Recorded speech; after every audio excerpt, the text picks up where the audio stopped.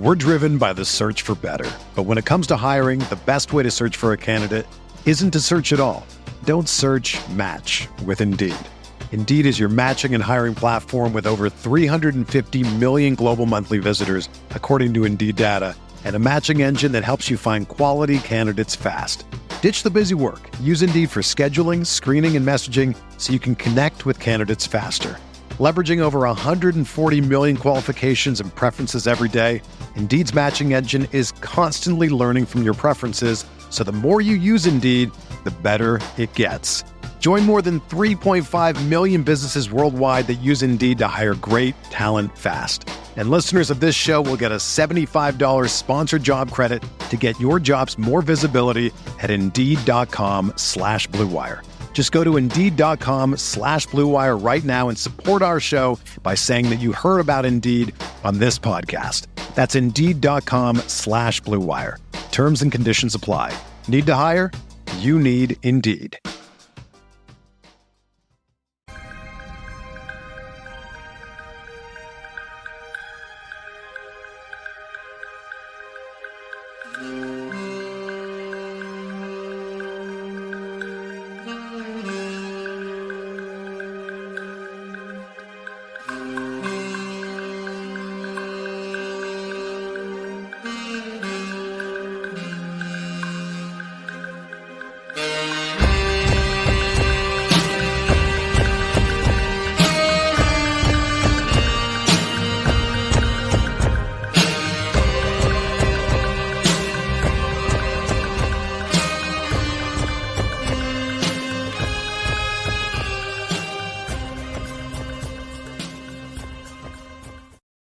Mavs fans, welcome to Mavs Party. I am Kirk Henderson. I am editor-in-chief at MavsMoneyball.com. You are joining me live, for those of you here on the YouTube stream. It's about 6 on Sunday. The Dallas Mavericks defeated the Oklahoma City Thunder in Game 3 of their second-round playoff series, 105-101. For anybody who is new to the show, here's how you join. If you're here live, you can click on a StreamYard link, which is pinned in the YouTube comments. Click that link. It brings you, whether you're on your phone or your computer, and you can join, and it'll send you to a private room where I then bring you into the stream where we can talk about basketball, answer any questions, get off any takes. It's a lot of fun. I tend to bump newer faces to the front of the line just because I want you to feel like this is a show where you can participate. This is a fun community that we have here. Everybody's mildly insane, but it's best to be insane together. And speaking of insane, we have longtime listener and friend of the show, Chris Haley, who has me it looks like I'm part of his driving apparatus, where instead of seeing the speed limit, he is watching Mavs Party. And that is what we call dedication to fandom. Yeah. Chris, welcome to the show. What's going on, man? Hey, man, just driving back from Dallas. It's a 4-hour drive back home, as you know. And it's raining. I feel like I'm in Janet Leigh and Psycho right now. But Mavs Party, baby. Let's go. Another dub. So for everybody that doesn't know, Chris is just the perfect diehard Mavericks fan. He lives just far enough away to make these potential drives seem like good idea at the time. So he goes to multiple games a year and then always calls me on his way home. It's fantastic. Chris, where were you sitting? And tell us about the game from your point of view. Yeah, my former boss works at HEB, and he got me some tickets. Well, I mean, I had to pay for them, of course, but it was a good section 111. Wow. Yeah, row like double H, so I was probably about 10 rows from the court. Oh, shit. Yeah. But, yeah, I had a great time in there in the trenches with the Mavs fans. As soon as Tim Hardaway Jr. came out, I was thinking of that reference at So, you remember what you were talking about last time?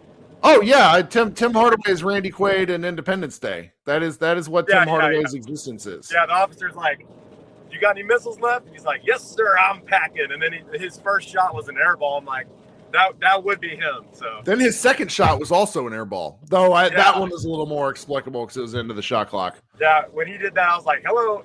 You know, in the movie, he's like, hello, boys, I'm back. I'm like, no, but he made up for it with those couple threes later on where he actually made them. And I've got to watch the game, like go in detail about because I like to do that too. I do like to watch the game back again, because when you're in the crowd, I mean, it's like you're just soaking up the atmosphere.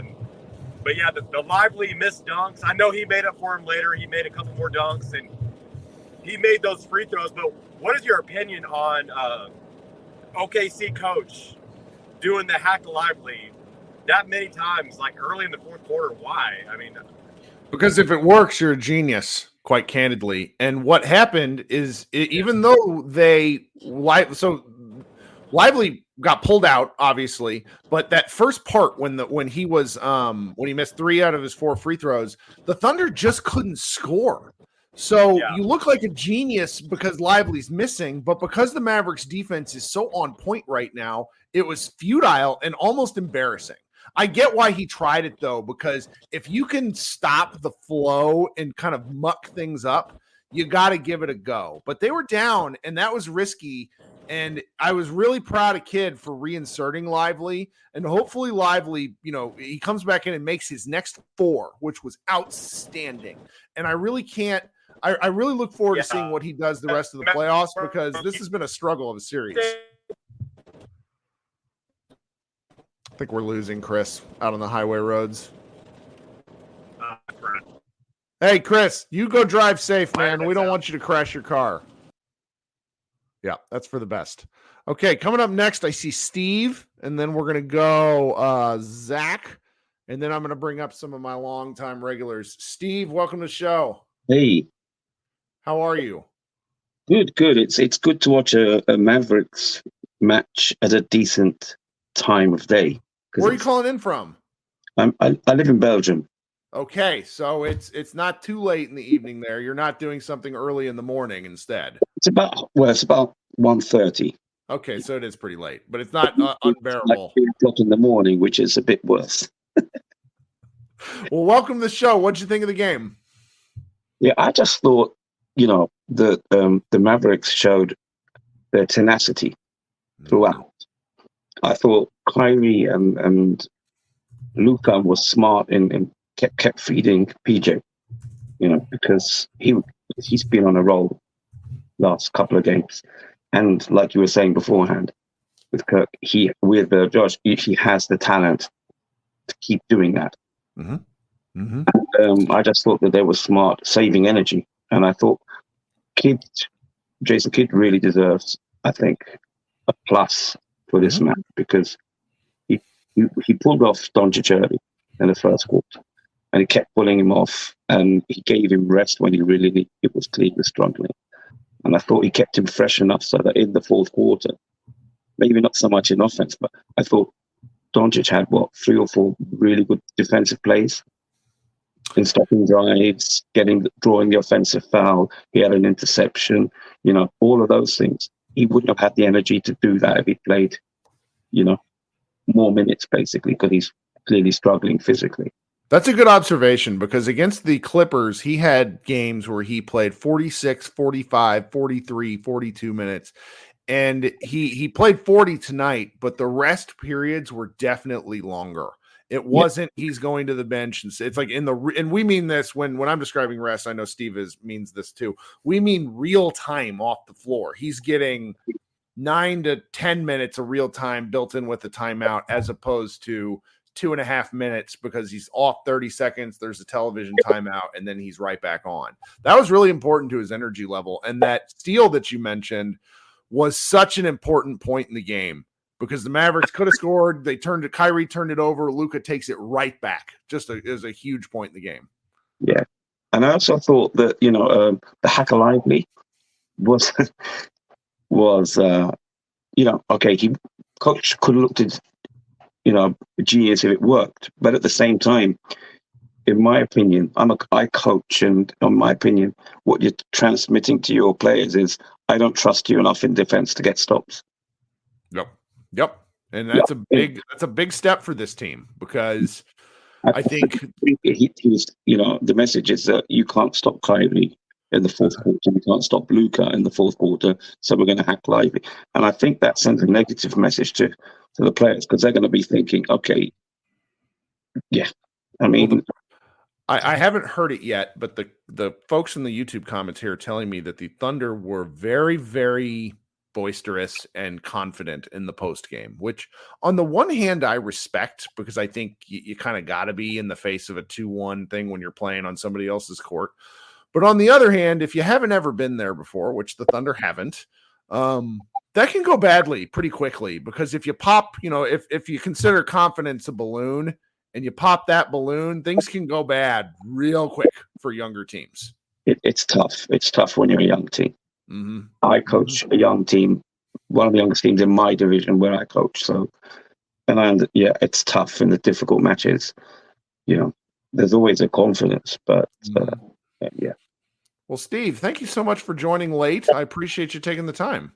Yeah, no, I always, listen usually on replay afterwards, because Sure. like I said, the times don't match. So I thought I'd pop in and just say, yeah, outstanding. Well, I hope there's other afternoon games where you can do the same. We'll talk soon, okay? Cheers. All right. Have a great day. I love it when people call in from overseas. It's my single favorite thing, because the internet is fucking cool. All right. So let's go to Zach next. Hey, Zach, welcome back. Hey, Kirk. How you doing? I'm good. What'd you think? So liked the initial start, and then obviously, like all fans, didn't like the lull there. First, just want to, when you're talking about people in the comments saying the Thunder seemed cocky, I want to check anybody who jumps in these comments and talks, because the last time I was on here, it was about, Maxey seemed fine after the game. He was in the locker room. I was talking to you about it, being concerned. I vividly remember being like, Kirk, I'm a little concerned. Like, I was like, he's fine. Yeah, my dad has hurt his shoulder before, and my dad immediately was like, that's going to be like at least a month. And then I hop on here. It's like 2 a.m. because I'm in New York. It's 2 a.m. And I'm like, Kirk, I'm really worried. And you're like, well, people in the comments are saying, he was fine walking around. So on that note, I watched Chet's post game. Okay. I personally don't think he was that cocky. He seemed level headed. He was just like, I like him. They asked him, the questions that so the line he said was, result aside, it's everything you want to see in a playoff game, like neck and neck, like they made adjustments, we made adjustments. I personally don't think the Thunder were coming off as any sort of like not grabbing the moment or understanding. Dagnall, I watched his post-game press conference. He didn't, they tried to bait him about the refs. He said, we lost the game. It wasn't the refs. So just want to check anybody who was in the comment section and trying to feed you bad knowledge again. But one thing I'm curious, and this is probably me just being a delusional fan wanting to see this team make the finals, but with Luka not being able to be true, like heliocentric Luka, dominate for 42 minutes, it has forced, Kid obviously to, shorten the rotation or take him out. Luka has to play off ball more, like remove himself, because he physically cannot all the time. And I'm wondering if this is maybe a more, like, even when he's healthy, a more sustainable way of basketball for the Mavericks. And I could just be totally like grasping for straws here, but I feel with a healthy Luka, or Luka who still does things capable of doing, but just lower frequency and getting the other teammates involved, not trying to sound like Tim Hardaway Sr., but there are shades of, the rhythm of the offense. I'm curious what you think about that, whether if this does change your calculus on how far we can go in the playoffs, or even after that, just how the team plays. So they opened the game with a little down screen, which resulted in PJ Washington getting freed up for a dunk. You remember the play? Very first play of the game. Yep. The Mavericks don't do shit like that often enough. And if I'm hearing your question correctly and hearing what you're saying, what it largely boils down to is, can they do a little more now and then to get other guys going? And I think the answer has to be yes. Though one of the things Tim Legler has often talked about on the All NBA show is that part of what separates Luka from other superstars is he doesn't feel out the game. He goes and takes stuff. Sure. And that's been pretty valuable. I think he often looks to get guys going, but what I would like to see more than anything else is more complicated sets a little earlier in the offensive game, just to get other teams guessing. I like the Luka high screen and roll and drive downhill. Don't get me wrong, but the Mavs have some creative play calling that they go to, and I would like to see them use it just a little more frequently. It doesn't necessarily have to be Luka standing over in the corner. They do some interesting actions where they use Kyrie and Luka together. They're just not doing them very much. So I think, some of it depends on team health, depends on where guys are. The big picture stuff with the Mavericks is sort of hard to read into, for me at least. Sure. But I would say that what they know that Luka's a little limited. They know Kyrie likes feeling things out. And Kyrie even said that himself, that coach got on him for waiting too long. He said that either in the post game or like in the third quarter interview. And that's what I am interested in as the series goes along, is if they can continue to find ways to get guys going in positive fashions. Can we get Derek Lively an easy dunk early in the game when he comes in? Because watching this guy miss dunks is breaking my heart. Thank God he's been such a wall on defense, because otherwise we wouldn't have much to, Lively's, he probably wouldn't be playing that much, but it's little stuff to where you wonder if they can find ways to get guys involved, to get things going. Like, I would love them. This is just my pet project, but I need Exum. I need Exum to see a 3 go down, because I think Exum was too important to the regular season to just wither out there now. And he's horrible. It's mad. It's very upsetting. I'm not giving up on Exum yet. Just a couple of things. I agree with everything you said. Real quick, from a personnel perspective, the set running, PJ is probably the best third option Luka has ever had. Oh, yeah. We have Luka and Kyrie. Thinking back to even when we had KP and Brunson, and neither of those guys, or if we want to say Brunson, if KP was better and Brunson was here, was capable of doing that. To the point about what were you just talking about? Yeah, Derek Lively. I've trying to exercise a lot of patience. I think we need to remember he's 20 years old. He's a rookie, and I know he clearly has been rattled out there. But the Thunder started off shaky. They had a bad first possession, and then Chet got fouled. Chet missed 2 free throws, and all that was going through my head was Lively's the same age as these guys. So I'm really impressed, or more just grateful that he pushed through. With the way he's been playing the last 2 games, going into the Hack of Lively, I wouldn't have been surprised if he went 0 for 8 at the free throw line, but he calmed down, made them. On the Exum point, I have and a bunch of group text people are saying they're done with Exum. I thought Exum was moving a little better this game, or at least penetrating, passing way better than. It's a very low bar, obviously, remember in these playoffs. But when we pulled Luka early, I actually liked what I saw from Exum. He obviously missed the threes, but I think we need to be patient. This and he didn't even shoot this game. He drove once real hard and looked to pass to Gafford the whole way, where I'm like, man, you were attacking the rim with reckless abandon earlier in the year, and it was awesome. So they just got to find, and it's a little thing, the Mavericks they're only going to play 7 or 8 guys, but some nights if somebody else has it or it doesn't have it and they need him, I just hope that kid gives them a chance to step up. And this isn't also a THJ thing. Obviously Tim's offense has been helpful when it's happened, but I don't know if you remember, there was one post up or top of the key. Exum played great ISO defense on SGA. They forced SGA into a tough shot. So Exum is a plus defender. So if we can get something on offense, and even if it's the playmaking was a little sharper, the penetration, the passing, obviously the shot making needs to get there. But just the way, as a reserve for Luka, if he can just move the way he moved today and keep playing that defense, he's going to be a value add, especially because you're giving Luka rest. So I didn't know what was going to happen today. I was going to be okay if we lost at the start of the day. By the time we got to the 6-minute mark in the game, when we were up 5-6 points and PJ had another big game, Luka wasn't playing well, I was we have to win this game. And I felt that 2 straight games now. But all in all, really hope we can take game 4, because I think getting these guys some rest, if we're lucky enough to move on, would be huge. That's right, man. Thanks for joining once again. Thanks, Kirk. Appreciate it. Right.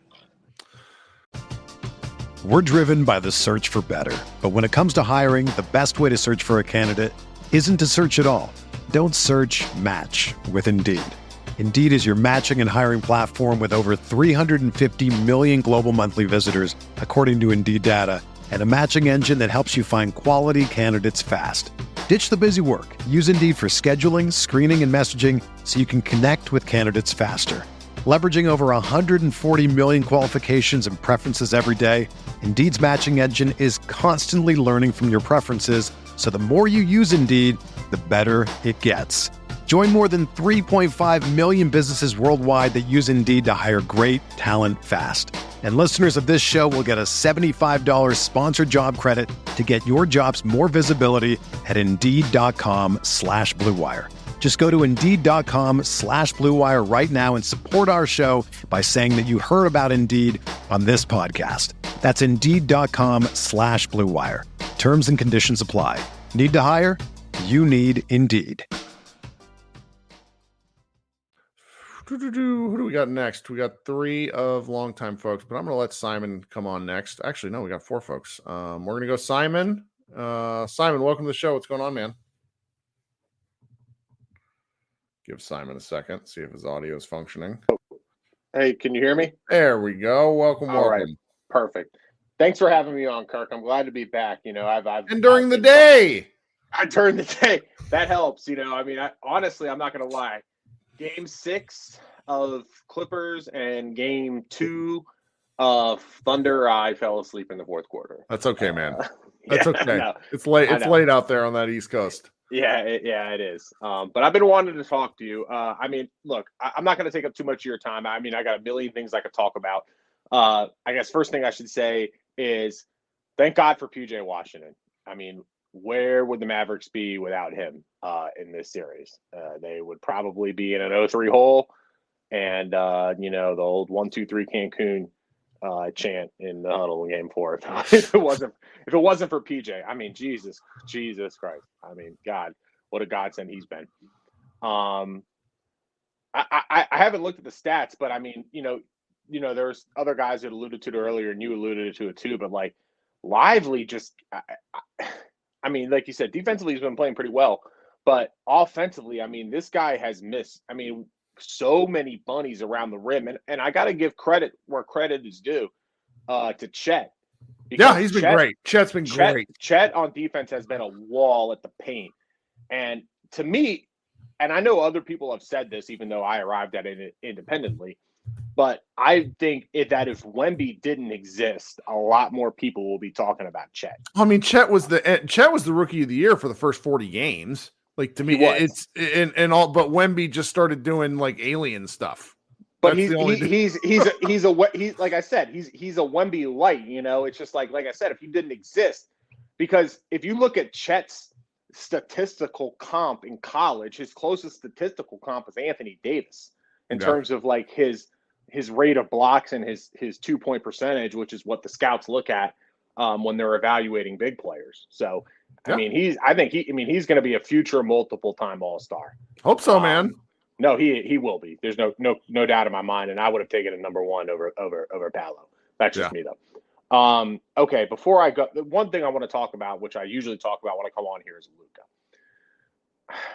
Man, I'm super pumped that the Mavericks are up 2-1 in a second round series versus a number 1 seed after dispatching the Clippers 4-2 in fairly convincing fashion. Like, I mean, this is all really good stuff.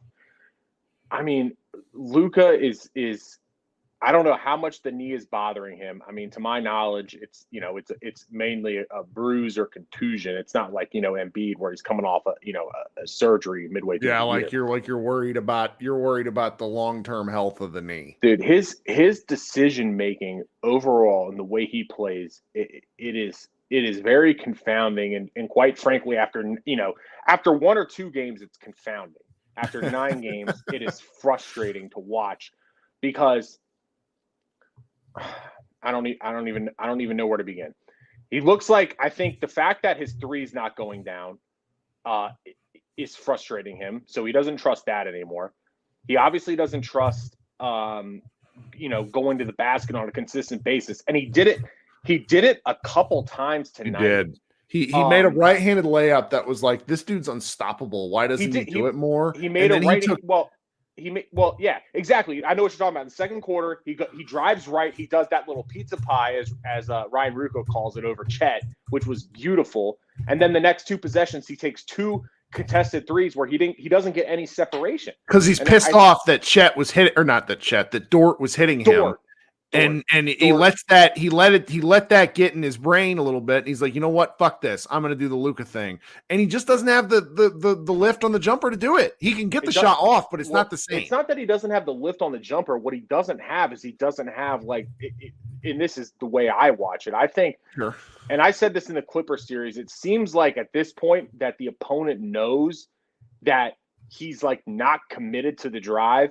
So they're playing him for the step back, and they're getting better contest on it because they're not as worried about him driving to the paint. Because even when he does get in the paint, like Dort, I mean, look, Dort is a clown. Okay, I mean, you know, and the way the refs officiated the game tonight was a disgrace. They let Dort put his hands all over Luka. I mean, Dort just, you know, two hand checks him, and then when he gets a screen, he just dives.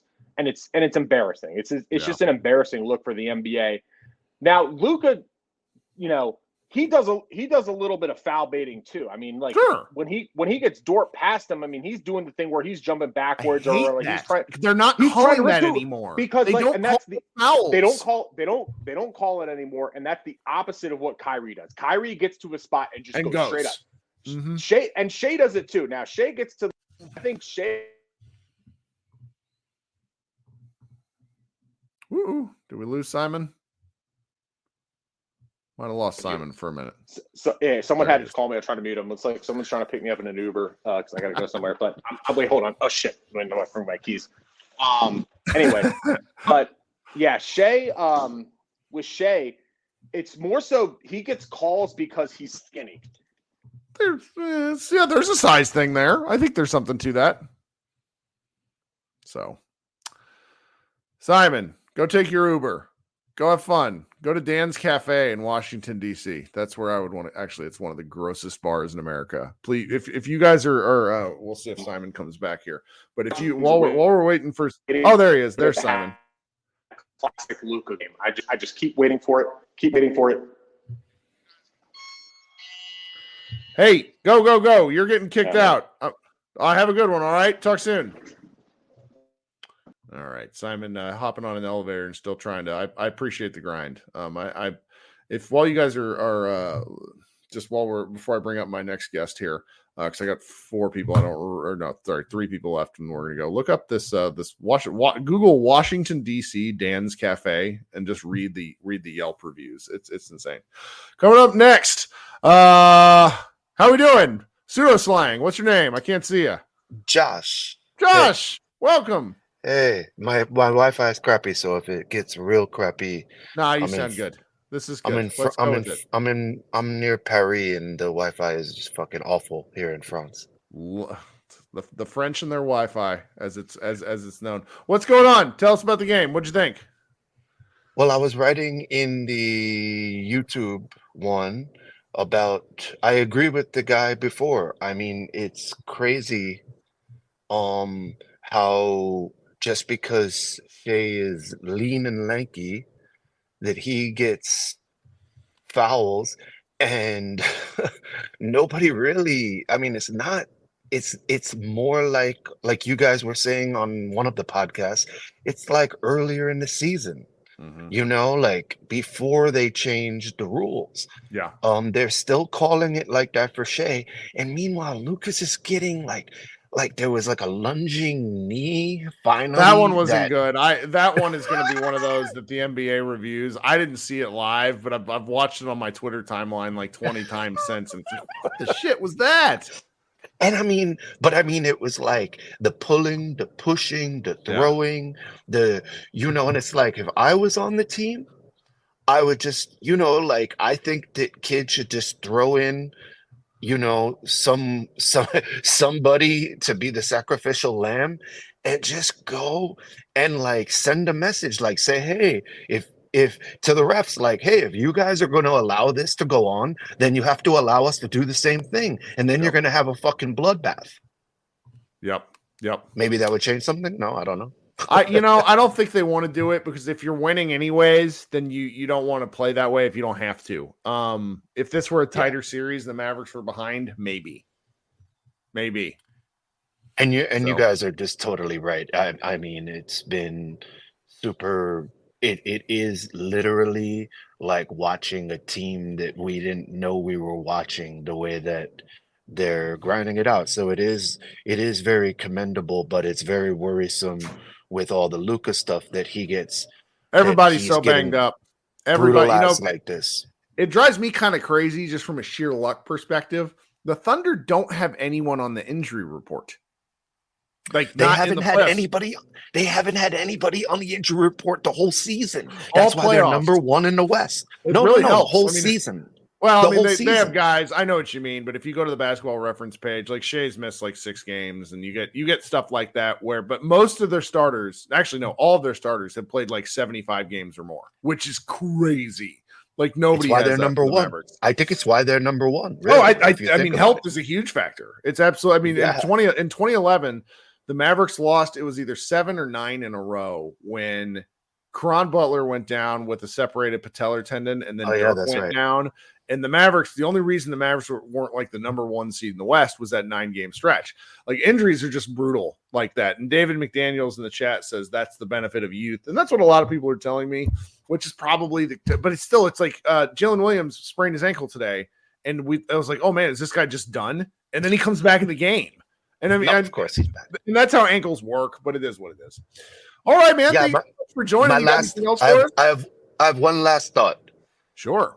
I'm sorry. The dog barking is corny as fuck. I look at it and I think like if I was playing, like if like when I'm playing basketball, talking a little shit, I'd just be like, guys, we just whooped your ass, so maybe you should go and do like some dog whimpering. Yeah. Okay. That's all I got. Talk soon, man. Thanks for hanging out. Yeah. 2 overseas callers in one night. Love it. My favorite part of the show. People from all over the world calling in. All right. Now we got Brian and Krishna next. So we're going to go Brian and then Krishna since Brian came first. What's up, Brian? What's good, brother? Another Mavericks win. Feeling good, right? Yeah, it's great. Yeah, man. Look, dude. There are like just 4 players that I want to highlight really quickly. Derek Lively. Shout out to you making your free throws. Kirk, I could not believe my eyes when one of the best defenses in the league said, fuck it, we've got nothing. Let's foul the center. I could not believe they were going to a hack of Lively in that moment. Well, they kept going to it. That's the thing. It wasn't just one play like, hey, we need to try and break up this rhythm. It was 5 possessions, 4 possessions. 4 total possessions. He shot 8 free throws. Yeah. Yeah, no. And it looked shaky early on, but I said, because I was watching Nekias Duncan and Steve Jones play back with them, I was up on stage talking, and I was like, look, just go 1 for 2 in each trip, and I won't trip about it because we're going to get it back on the defensive end, and all we need is 1 fast break, and we're getting those points right back. And he went 1 for 2 the first time, went 0 for 2 the second time.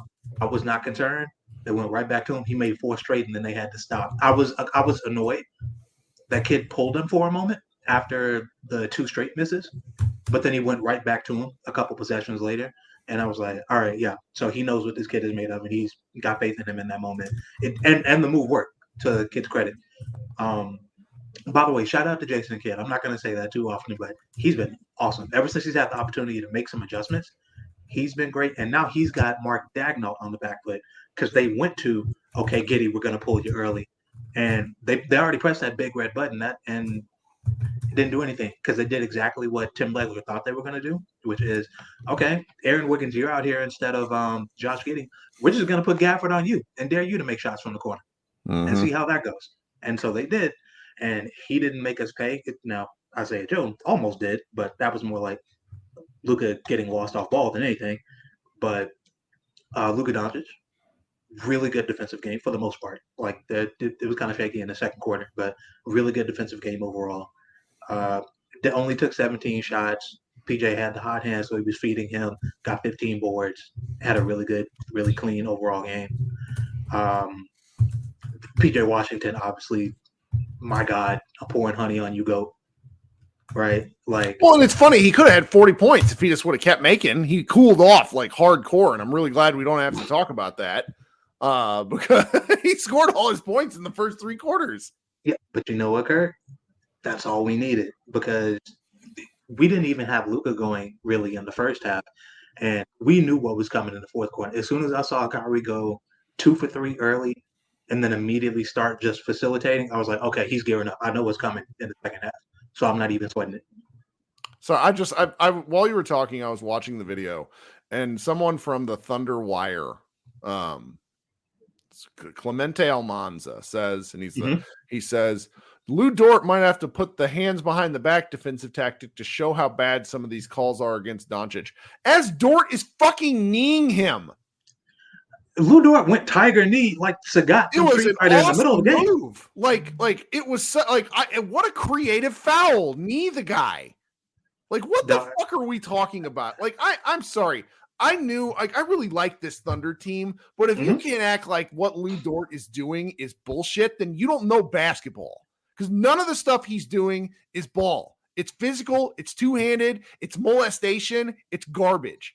Like, kudos to him for getting away from it, getting away with it, but a lot of it is not basketball. Like, if he would have hurt Kyrie Irving when he shoved him into the crowd, I would have lost my mind. Hubie Brown is sitting there going, how is that not a foul? Yeah, dude. Hubie was on these refs. I remember that was a moment. Let's watch this fucking thing real quick. I'm going to pull this up. We're going to watch this together. Did you hear in game 2 where Hubie was like he fouled him 3 times on the play, but Luka still scored? This is the best part. All right, where's my window? Where are we at here? I don't know how to operate my own platform. But okay, here we go. Now we're going to do it. All right, so here's this video, guys. Just watch this thing. I'm just going to go full screen here. Like, watch the knee. This is dangerous. Like, what is that? I hate this. Like, this is not basketball. Get out. And that's happening. Like, it's slowed down right here. That's Show happening the at full Luka speed. kick. Ray, kiss my ass. What Luka kick? Go away. Luka kick? What Luka kick? Like, I swear to God. It's like Luka is a flopping mess. I'm not going to sit here and act like he's not. Okay, because he falls down and he hurts himself half the time. But it's like some of the stuff I'm seeing where it's just like it's dangerous. It's dangerous. He is okay. Who cares? Go Mavs. Yeah, look, man. Luka kicked him in the groin. Thanks, there, Ray. Was this before or after he went flying like Bobby Lashley after a spear over a Derek Lively screen? Right. And it's Shai Gilgeous-Alexander who has had 4 reviews at the table for dangerous acts after a foul, not Luka. Yeah, that's another thing, dude. That's just bad luck, though. Like that, I see that. I don't think he's doing that intentionally. I see that stuff in youth basketball all the time where like somebody gets destroyed all of a sudden and it's like what happened. And if any parents recording it, it's just like, child shoots the ball, then in the follow through, like rakes someone in the eyes. Like that's all that stuff is. Yeah, no, he's got broad shoulders, long limbs, and he's clearing space right on the drive, like trying to get by and get his shoulder even. And it's going a little high sometimes, but that's nothing. He's just got to like be more careful of that. I don't think that's anything really. Yeah. Oh goodness, what else you got for me, my man? I'm heated now. Just a good clutch defense, a really nice team win. Oh, if you want to get mad, I'll give you something to yell about as I do. Like I need something to yell about. Sure. Hey, can we stop with the dump off passes to Derrick Jones Jr.? I love Flight 55, man. I love airplane mode. That dude is awesome, and he's a great finisher.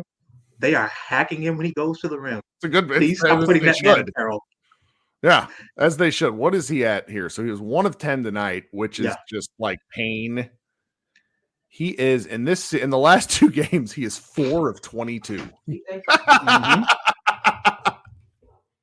Oh, great. All right, man. Thanks for hanging out. Let's talk soon. All right. Yes, sir. All right. So, all right, we got a couple more people that joined late, so we're going to keep going. Krishna and then Mr. Green will close us out. Krishna, what's going on? Kirk, how are you? I'm here. I have a light headache because this Dallas weather has been garbage for a week and it needs to stop. It really has. Weird game. But I guess I'm not surprised by it in a weird way. This is what it feels like it has been for the entire second half of the season. You know, people on Twitter were talking about like, you know, how this team is like so different, obviously, but you know, you've talked about it with Rob Mahoney before.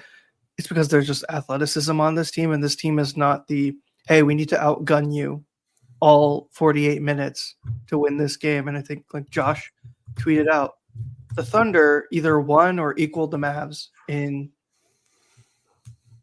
so many categories: shot making, rebounding, like all these other categories, and they still lost. And it says something to not only the style that the Mavericks are playing, which is obviously helped by the more physical style of play, which is what it is. Like I'm not, it is, about it, but also the mentality of this team. Like you go down 10, easily you could give up. And honestly, if this was the 22 team, they might have just given up at that point. Yeah. And there were games like that.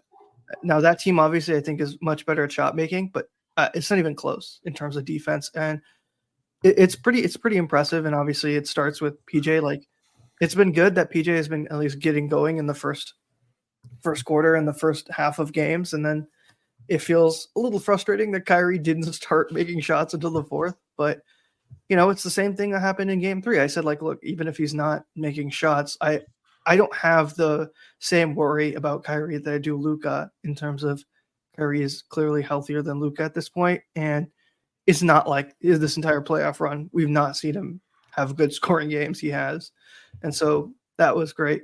And the Lively stuff, it is frustrating, but I think it's a bit of both. I think Lively's finishing around the rim hasn't been great.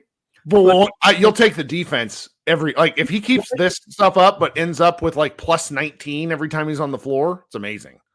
Yeah. And I was just about to say, like, his defense has been phenomenal. And, you know, Chet is there. Like, Chet is clearly a deterrence for as much. Lively is a deterrence for Chet. Chet is a deterrence for Lively. You know, it's kind of equaling them out. Like, and then also, God, I need to say this because so many OKC fans are complaining about the free throws.